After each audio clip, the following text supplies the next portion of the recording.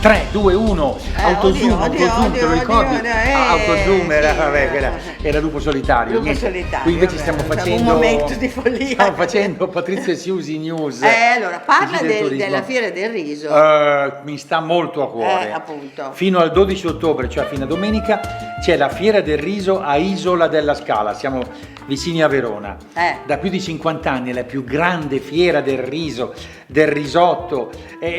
Io sono molto legato perché sono nato a Mantova, praticamente molto vicino. Sì, vabbè, ma non stai a raccontare. No, lo dico perché il riso era sono stato nutrito a Semifino, Vialone Nano, sì. Ed eccomi qua. Vabbè, lasciamo perdere. Comunque. Però insomma, invece il riso fa bene, in una certa misura, va bene. Finisci. Spettacoli, cultura, sport, tradizione, sfilate in costume d'epoca, concerti, show, incontri tematici. È veramente una grande manifestazione. Bello, Isola della Scala, riso. Allora, formai. Vuoi che te lo dica io? In villa. Formai è in villa. È Veneto. Formai e vini in villa. Oh. Allora, a Gordo. Ma va là, a Gordo. Non è in Gordo, a Gordo. L'11 ottobre, cioè domani. A Gordo? Sì. Però è un gordo, va bene. L'11 ottobre, cioè domani, degustazione di vini e formaggi delle malghe locali nella cornice del giardino di Villa Crotta.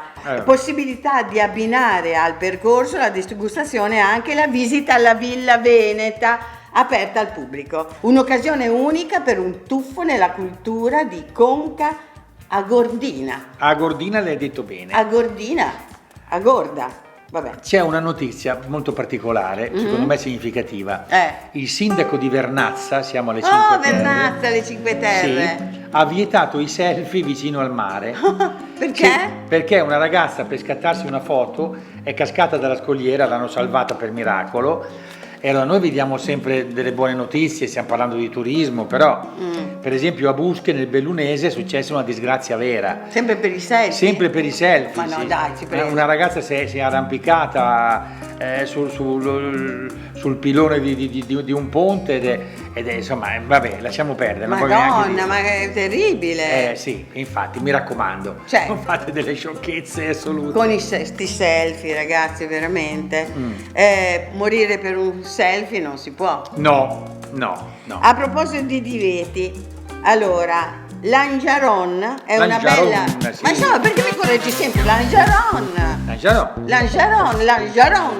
quello che sarà, è spagnolo, sì. È una bella cittadina di circa 4.000 abitanti in Andalusia. Allora, è molto bella e famosa perché ci sono le sorgenti, le acque minerali e da alcuni anni molte ragazzi, molte persone si sono trasferite lì perché è molto interessante per i giovani, ci sono luoghi autentici, lontano dalle mete turistiche, insomma, lontano da Barcellona, da Maiorca, in un sito molto molto bello. Sì. E allora? E allora questo posto potrebbe essere un posto molto interessante perché è vietato morire. Ma dai, sì. Cioè? È vietato morire perché praticamente non c'è più posto nel cimitero. Allora il sindaco ha detto: aspettate un attimo a morire, curatevi perché fino a quando non abbiamo fatto un cimitero nuovo. Vabbè, è un pretesto. È meraviglioso, no? Degli spagnoli. Fantastico. Ecco, invece una notizia un po', come dire, sociopolitica direi. Sì. Vietato spiaggiarsi. Sì, perché l'abbiamo già accennato la settimana scorsa. Quest'anno, incredibile, sono sorti tutta una serie di conflitti tra persone che volevano, come dire, passeggiare sul bagnasciuga e invece il gestore del bagno li ha fermati. E dice no. Oppure persone che avevano pagato l'ombrellone ma volevano portarsi da mangiare da casa e non potevano. E il gestore ha detto no, qui mangi solo la roba che ti do io. Allora, bisogna specificare perché è importante. Allora, in Italia il 70% delle spiagge sono occupate da stabilimenti balneari. Però, domanda, tutti possono accedere alla battigia? La risposta è sì. E se abbiamo preso l'ombrellone in un bagno, possiamo consumare il nostro pranzo al sacco? La risposta è sì. Perché, ricapitolando, c'è una legge, l'articolo 11 della legge 217 del 2011, eccetera, eccetera, che prevede il diritto libero e gratuito di accesso e di fruizione della battigia anche ai fini di balneazione. E anche il consumo di cibo portato da casa è consentito, perché il gestore non ha il monopolio sulla ristorazione. Quindi questa è la legge, sappiatelo, e magari evitiamo di litigare.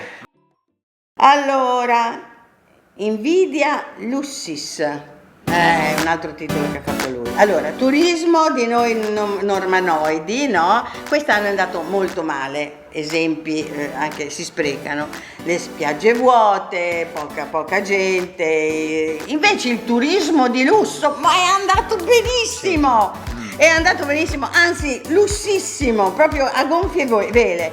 Infatti ci sono sorti grandi alberghi in tutto il nostro meridione. Sì. Basti pensare al fondo di investimento planetario che ha investito 500 milioni nel turismo di lusso in Mediterraneo. Ecco. Sì. E quindi cos'è questa roba qui? È invidia?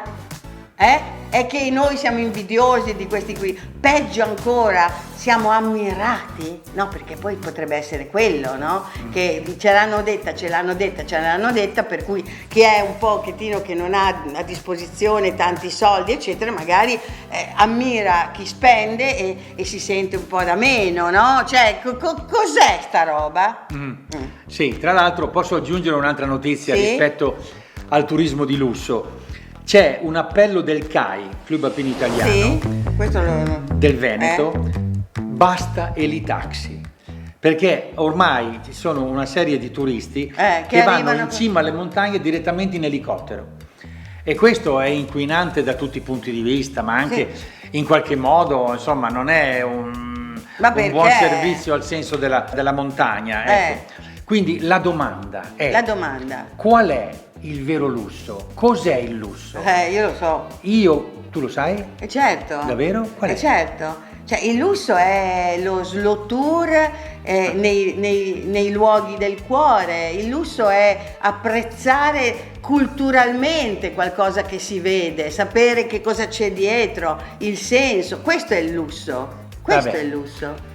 Comunque sia, io a un esperto di lusso ho fatto la domanda: che cos'è il lusso? Che cos'è il lusso? Ho incontrato Arrigo Cipriani, il signore dell'Harris Bar, un gentiluomo d'altri tempi, nella Laguna Veneta, e lui mi ha fatto degli esempi, mi ha spiegato secondo lui cos'è il vero lusso. Ecco, cos'è?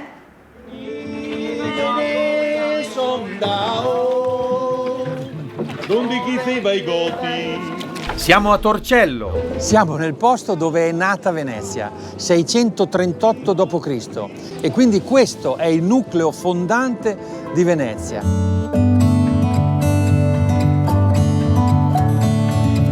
E qui ho un appuntamento con uno dei fondatori del mito gastroculturale della città. Questo signore è Arrigo Cipriani, lui, quello dell'Harris Bar. Buongiorno, molto piacere di conoscerla e di vederla. La storia è nota. Suo padre Giuseppe nel 1930 ha prestato generosamente dei soldi a un turista americano spiantato di nome Harry, che poi fa fortuna e gli restituisce i soldi con gli interessi. Così Giuseppe allarga il suo localino in piazza San Marco e lo chiama Harris Bar, e suo figlio appunto lo chiama Arrigo. Di lei mi ha sempre colpito lo spirito, perché ha detto, mi confermi se è vero, che è il primo uomo che ha il nome di un bar e non viceversa. È vero, sì, è vero, perché l'Harris Bar esiste da 90 anni, e io un po' meno. Un po' meno. Da allora l'Harris Bar è diventato un marchio enogastronomico di fama mondiale, che ha inventato, tra le altre cose, il Bellini e il Carpaccio. E adesso i turisti vengono a Venezia e pensano che il Carpaccio e il Bellini siano un piatto e un aperitivo, e invece scoprono che sono due grandi pittori. Fatto sta che Cipriani, invece di stare a New York, è qui a Torcello, dove anche lui coltiva carciofi. Il carciofo è una pianta, poi sembra una creatura vivente. Coltiva carciofini che poi riesce ad esportare nei ristoranti di lusso di tutto il mondo. Qui a Venezia, dove tutto è prezioso patrimonio dell'umanità UNESCO, anche un carciofino può diventare uno speciale oggetto di lusso. Un oggetto di lusso, no? Quando quello che l'ha fatto ci ha messo talmente tanta intelligenza, talmente tanta voglia, talmente tanto gusto, che quell'oggetto ha un'anima. Ecco, il lusso è, se c'ha l'anima è lusso, se non ha l'anima non è lusso. E qui Venezia è una città di lusso, perché c'è questo... Cioè, l'uomo che metteva la prima pietra sapeva che non l'avrebbe visto finito, però la metteva lo stesso. E quella è anima. Posso dire, cioè il lusso è attenzione, no? È attenzione, è concedersi tempo, attenzione, profondità, è capire la curiosità, è l'approfondimento, è...